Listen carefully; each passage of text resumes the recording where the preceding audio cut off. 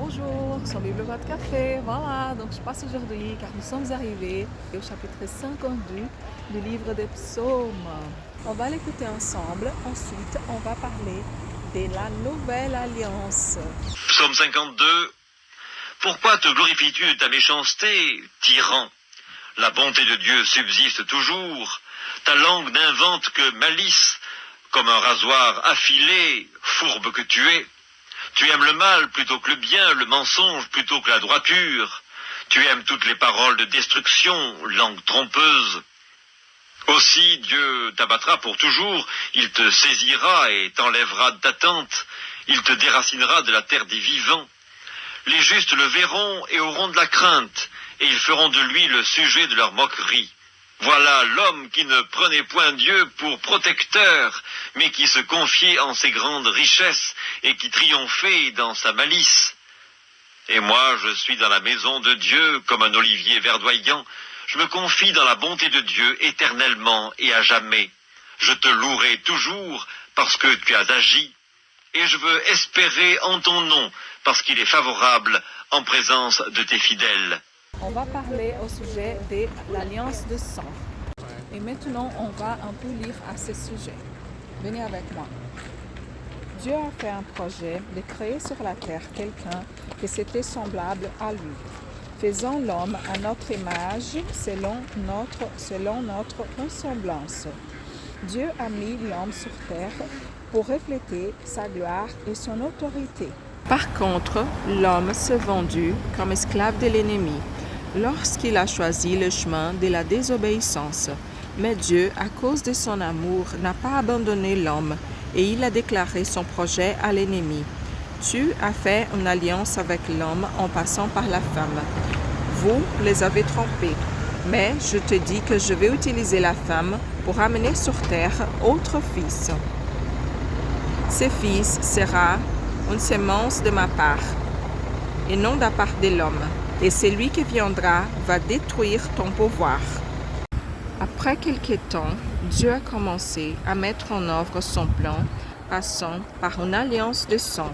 La première fois que le sang a été versé sur la Bible, c'était encore au jardin d'Éden. C'est Dieu qui a immolé le premier agneau. Il a fait tomber son sang par terre. Pourquoi?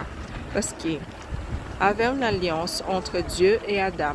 Et lorsque l'homme n'a pas été fidèle à cette alliance, il devrait mourir. Mais l'agneau a été mort à sa place. Ce même agneau qui apparaît au livre de Genèse, il sera présent sur toute la Bible jusqu'à l'Apocalypse. Il symbolise Jésus.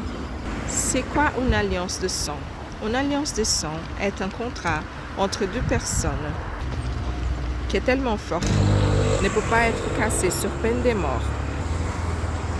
Passons par ce contrat, toutes les choses deviennent communes. Ce qui est à moi est à toi, et vice-versa. Tes biens sont à moi, et vice-versa. Tes dettes sont à moi, et vice-versa. Tous les peuples de l'Antiquité, ils ont connu ce qui signifie une alliance de sang. L'ennemi aussi fait des alliances de sang, mais l'alliance de sang a été créée par Dieu. Seulement le Fils de l'homme peut agir de façon légale sur la terre. Lorsque le Seigneur Jésus est venu à l'encontre de l'homme, il est passé par une alliance de sang. On va penser un peu à Psaume 115, 16. Les cieux sont les cieux de l'Éternel, mais il a donné la terre au Fils de l'homme. Ça veut dire que l'homme a le droit légal sur la terre. Dans ce cas, seulement un homme devrait être l'instrument de la rédemption. Cet homme ne pouvait pas être fils d'Adam, car sa semence était corrompue par le péché. Si on observe le verset, les cieux sont à l'Éternel, mais la terre, il a donné au Fils des hommes. Lorsque Dieu a créé l'homme et a mis sur le jardin, il a donné le droit de gouverner la terre. Mais lorsqu'il a péché, il n'avait qu'une seule façon d'être pardonné, par le versement de sang. Pour ne pas verser le sang de l'homme, le sang de l'agneau a été versé. Cet agneau, depuis le début, fait référence à Jésus. Il est l'agneau de Dieu qui pardonne le péché de l'homme. Il est venu accomplir toute la loi sans péché. Il a signé le nouveau contrat avec son propre sang. C'est là nous pouvons affirmer qu'il y a de la puissance dans le sang de Jésus pour sauver, pour guérir, pour pardonner nos péchés. Nous sommes aujourd'hui sur la nouvelle alliance. Cette alliance a un prix cher.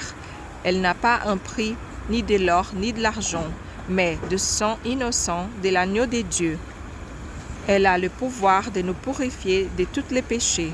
Pour cela, on ne va pas accepter la condamnation de l'ennemi. Nous n'avons aucun moyen d'acheter notre salut, qu'elle est très chère, et seulement par la grâce, par la foi, par les faveurs de Dieu, que nous serons sauvés.